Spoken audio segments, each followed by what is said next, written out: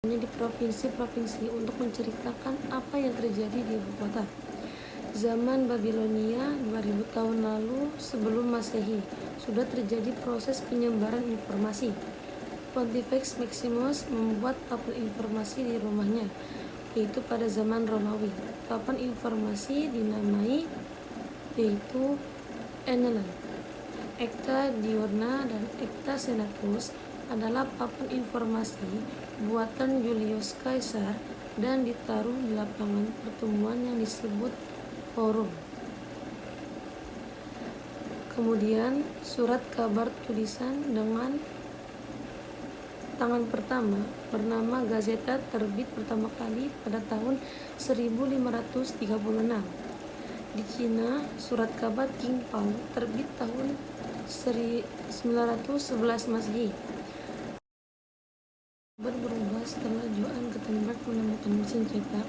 Munculan istilah press yang berasal dari kata press yang artinya tekan atau untuk mencetak perlu ditekan. Surat kabar cetakan pertama di Eropa bernama New Tidinghen di Belgia tahun 160 atau 1605. Menyusul kemudian Avisa Relation Order Zeitung tahun 1609 di Jerman. Kemudian surat kabar Public Occurrences about Forage and Domestic sebanyak 3 halaman adalah surat kabar pertama yang terbit di Boston, Amerika.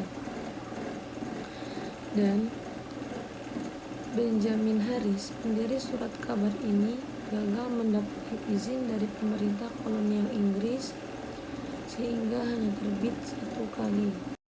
Saat militer Jepang datang menduduki Indonesia, seluruh surat kabar Belanda dan Cina dilarang terbit.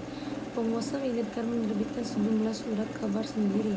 Sensor diberlakukan. Kantor berita Domei memiliki peran penting dalam melakukan sensor. Pada tanggal 9 Februari 1946, Persatuan Wartawan Indonesia atau PWI lahir di Surakarta, menegaskan bahwa pers sebagai alat perjuangan dan penggerak pembangunan bangsa. Dan jurnalistik, Roland E.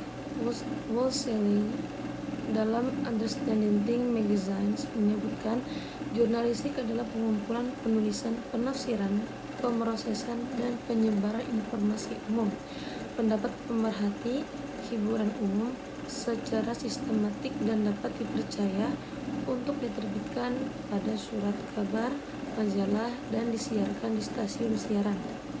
Kemudian Adi Negoro menegaskan bahwasannya jurnalistik adalah semacam kepandaian mengarang yang pokoknya memberi pekabaran pada masyarakat dengan selekas-lekasnya agar tersiar seluas-luasnya. Juga Ono Ujjana Effendi mengemukakan secara sederhana jurnalistik dapat didefinisikan sebagai teknik mengelola berita mulai dari mendapatkan bahan sampai kepada menyebarluaskannya kepada masyarakat.